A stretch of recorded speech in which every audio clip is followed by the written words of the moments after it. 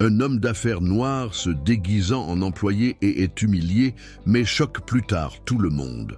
Avez-vous déjà imaginé être humilié au travail sans raison? Être traité comme si vous ne valiez rien simplement parce que vous ne portez pas un costume cher? Imaginez maintenant si cet employé ignoré dans les couloirs, cible de blagues et de regards dédaigneux, était en réalité le propriétaire de l'entreprise. Eh bien, c'est exactement ce qui s'est passé. Marcos Oliveira a décidé de se déguiser. Il a enlevé sa veste de costume sur mesure, a laissé sa voiture importée dans le garage et est entré par la porte arrière de l'entreprise elle-même, vêtu d'un simple sweatshirt, d'un faux badge et d'une étiquette nominative indiquant « Services généraux ». L'objectif était clair, voir de ses propres yeux ce que les rapports cachaient, l'arrogance déguisée en professionnalisme et les préjugés qui s'infiltraient dans les fissures des postes de haut rang. Mais ce qu'il a trouvé là-bas était pire qu'il ne l'avait imaginé. Il se souvient encore des papillons dans son estomac lorsqu'il a garé sa moto devant l'imposant bâtiment. La façade en verre reflétait le soleil du matin comme s'il n'y avait aucune fissure dans le système. Les employés se sont précipités devant l'entrée principale, certains parlant sur leur téléphone portable, d'autres ajustant leur blazer, tous trop pressés pour remarquer l'homme debout là, respirant profondément comme s'il était sur le point d'entrer dans un champ de mines. Personne n'avait la moindre idée de qui il était. Personne n'aurait imaginé qu'en quelques jours, toute cette structure de vanité, d'abus et d'arrogance s'effondrerait. À ce moment-là, Marcos savait une chose. S'il ne l'affrontait pas de l'intérieur, avec ses propres yeux, il ne pourrait jamais rien changer. Et c'est ainsi que commença le jour où il devint concierge dans sa propre entreprise. Marcos n'était pas un associé par héritage, ni l'héritier d'une famille riche. Il a grandi dans la banlieue de São Paulo, fils d'un aide de cuisine et d'un maçon qui n'a jamais terminé l'école primaire. Son enfance a été marquée par des bus bondés, des cahiers donnés et l'espoir d'un avenir différent. C'est avec ce carburant qu'il a construit, brique par brique, l'un des plus grands réseaux technologiques du pays. Mais rien de tout cela n'avait d'importance ce jour-là, parce que ce matin-là, il n'était pas là pour donner des ordres. J'étais là pour écouter, observer et vivre de première main ce à quoi les employés de la base étaient confrontés au quotidien. Après tout, les plaintes étaient de plus en plus fréquentes. Blagues racistes, employés noirs ignorés, promotions refusées avec des excuses bidons. Quelque chose en lui disait que quelque chose se passait et que cela n'atteignait pas le tableau. Il est entré par la zone de service où les ascenseurs ne jouent même pas de musique. Là, le sol est plus rugueux et les murs n'affichent plus les énoncés d'innovation et de mission de l'entreprise. Les yeux de Marcos scrutaient chaque recoin de cet étage, comme quelqu'un visitant un endroit oublié. Il fut accueilli par une femme aux cheveux teints en blond jaunâtre, à la voix ferme et au regard mêlant ennui et jugement. « Es-tu le nouveau nettoyeur ?» demanda-t-elle, sans même lever les yeux. « Oui, je le suis. Vous pouvez m'appeler Marcos, » répondit-il. Elle marmonna quelque chose à propos de l'emploi du temps et désigna avec son stylo un casier où se trouvait son uniforme bleu délavé. Lorsqu'il enfila cette tenue, il ressentit le poids de quelque chose qu'aucun vêtement coûteux ne portait, l'invisibilité. C'était comme si, en revêtant cet uniforme, il avait cessé d'être quelqu'un. Et, ironiquement, c'était exactement ce dont il avait besoin pour tout voir clairement. Dès les premières heures, Marcos a compris qu'il n'aurait pas besoin de beaucoup de temps pour voir ce qu'il avait besoin de voir. Dans les couloirs, les regards glissaient sur lui comme s'il était une partie oubliée du mur. Personne ne m'a salué. Personne n'a demandé le nom. Certains ont détourné le regard comme si un contact accidentel avec un concierge risquait de contaminer leur costume. C'était un mépris silencieux mais tranchant. Le genre de choses que vous n'écrivez pas dans des emails ou que vous ne présentez pas lors des réunions RH. C'était le genre de culture que l'on vivait. Et là, ça suintait à travers les fissures comme de la vieille moisissure. Un responsable marketing a laissé tomber un verre par terre et l'a regardé droit dans les yeux avant de se détourner. Une femme passa devant lui en fronçant le nez devant le produit de nettoyage. Et le pire, Marcos reconnaissait tous les visages. J'avais déjà serré la main de plusieurs d'entre eux lors de réunions, d'événements et même de rencontres. Mais là, sans le costume coûteux, il n'était qu'un corps à ignorer. Au milieu de la matinée, un épisode a définitivement marqué la réalité à laquelle il devait faire face. Arthur Medeiros, un manager qui avait déjà été mentionné dans certaines plaintes internes, est apparu sur le terrain. Grand, les cheveux lissés en arrière, toujours avec une cravate trop serrée et un parfum si fort qu'il semblait vouloir dominer la pièce devant lui. Quand il vit Marcos à genoux en train de nettoyer une bande de verre, il s'arrêta et sourit de côté, comme s'il voyait quelque chose qui l'amusait. « Fais de ton mieux, champion, car ici, le sol doit briller plus fort que le front du directeur, » dit-il, provoquant des rires dans le groupe qui l'accompagnait. Marcos a juste souri poliment.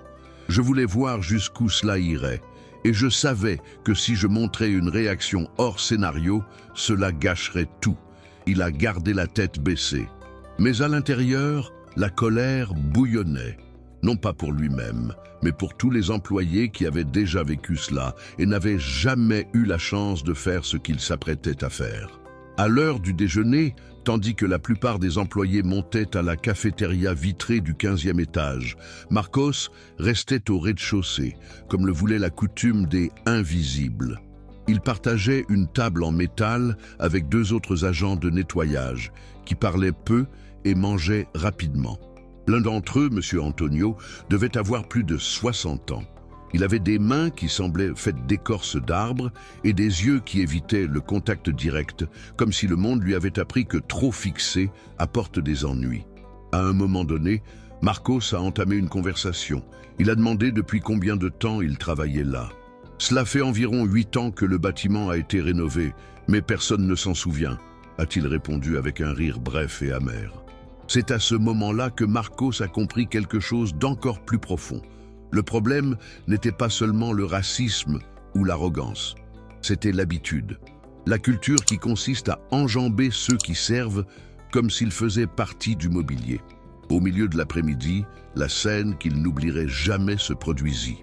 Arthur est revenu du déjeuner avec une tasse de café à moitié vide et un groupe encore plus bruyant. Ils riaient de quelque chose sur leur téléphone portable, probablement une vidéo idiote.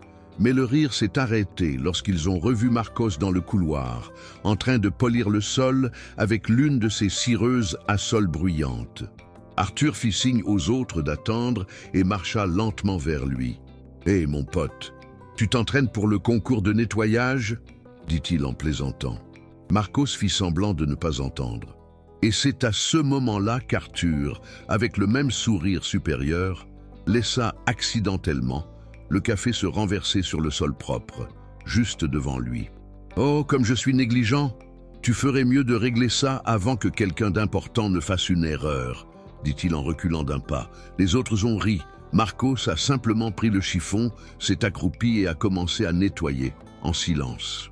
Non pas à cause de la saleté, mais parce qu'il savait qu'à ce moment précis, la grâce prenait fin et la justice commençait.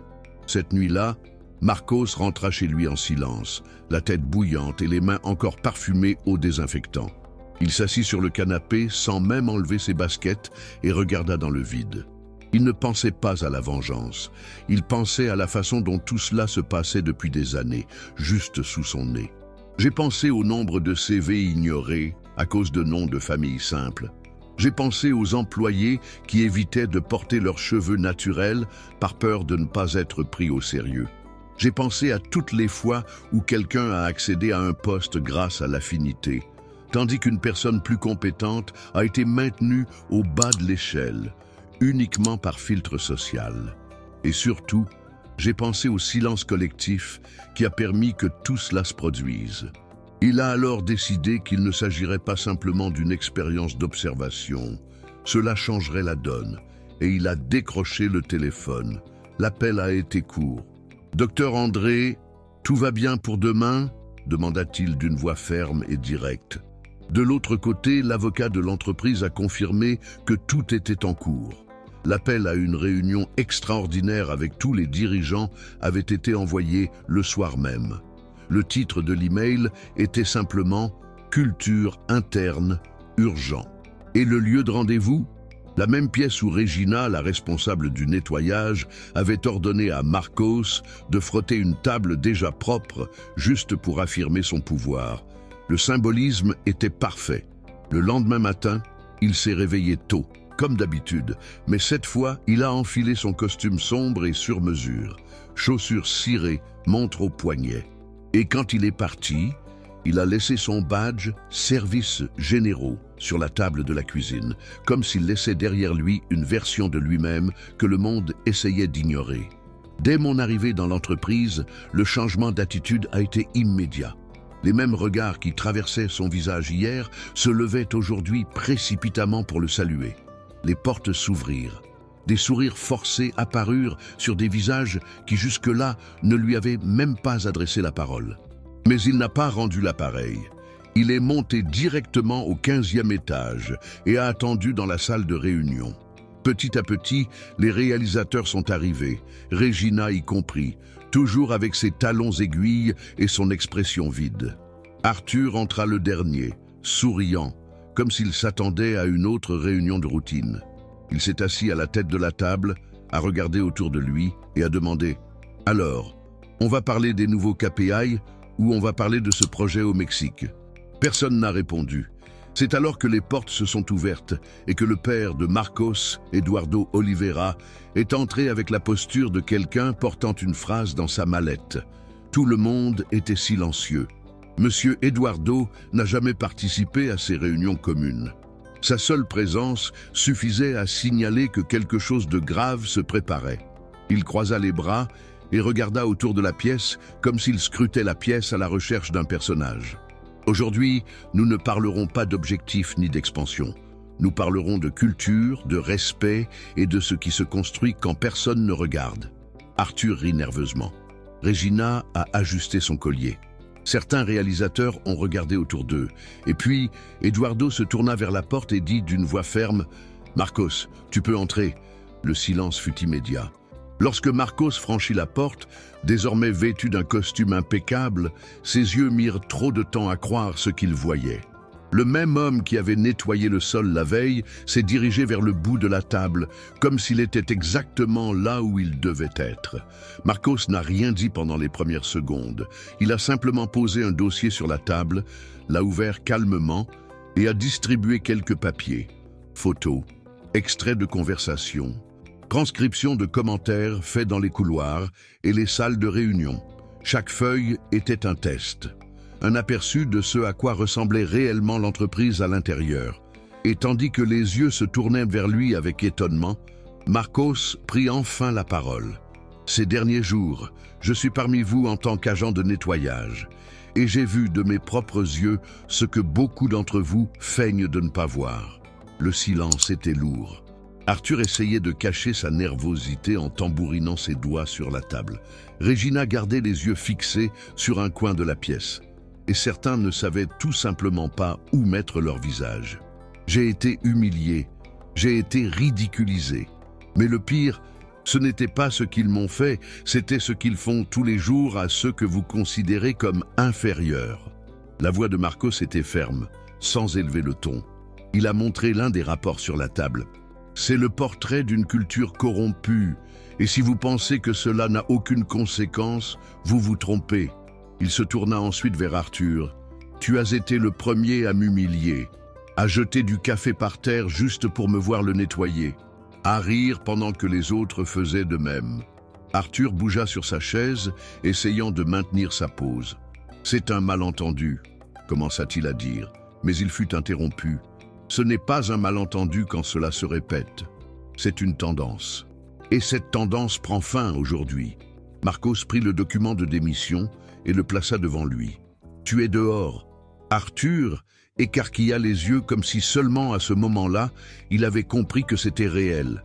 Il essaya de se lever, il esquissa une réponse, mais sa voix faillit. « Tu ne peux pas faire ça, je suis là depuis des années, » dit-il, sa respiration s'accélérant. Marcos est resté calme, et beaucoup de ces années ont servi à humilier ceux que tu croyais inférieurs. Maintenant, tu auras le temps d'y réfléchir. Deux agents de sécurité qui étaient déjà positionnés à l'extérieur de la pièce entrèrent silencieusement. Arthur hésita une seconde, cherchant du soutien autour de lui. Mais personne ne l'a défendu. Regina non plus. Les autres réalisateurs non plus. À ce moment-là, il n'était qu'un autre paria arrogant. Alors qu'il était escorté jusqu'à la porte, le bruit de ses chaussures frappant le sol était le seul bruit dans toute la pièce. Dès que la porte se referma, Marcos se tourna vers Regina, qui semblait avoir rétréci de 2 centimètres sur sa chaise. « Toi aussi, Regina, tu n'as pas réussi le test !» Ses yeux s'écarquillèrent et elle posa sa main sur sa poitrine comme si elle avait été surprise. « Mais essaya-t-elle de bégayer. Mais Marcos l'interrompit d'un léger geste de la main. Ordonner à quelqu'un de nettoyer une table déjà propre? Jeter des papiers par terre juste pour exercer son pouvoir? Vous avez oublié que le respect n'est pas une option. Quand elle a vu les mêmes agents de sécurité s'approcher, elle s'est mise à pleurer doucement, d'un cri contenu, avec plus de honte que de regret. Marcos s'approcha et dit à voix basse « Tu as eu la chance de traiter quelqu'un avec dignité. Tu as préféré être craint. Maintenant, tu vas apprendre le poids du silence. » Elle est partie sans dire un mot.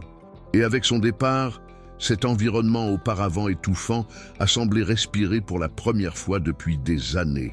Alors que la pièce était toujours silencieuse, Marcos regarda les visages autour de la table. Certains évitaient encore de le regarder.